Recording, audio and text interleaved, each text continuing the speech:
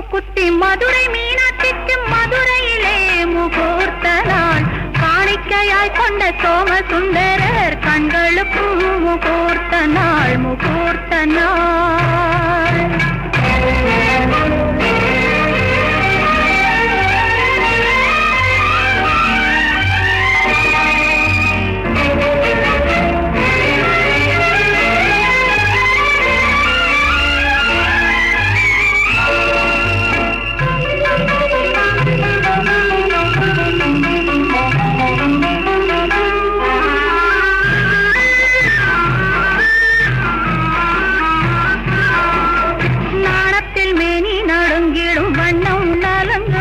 முகூர்த்த நாள்.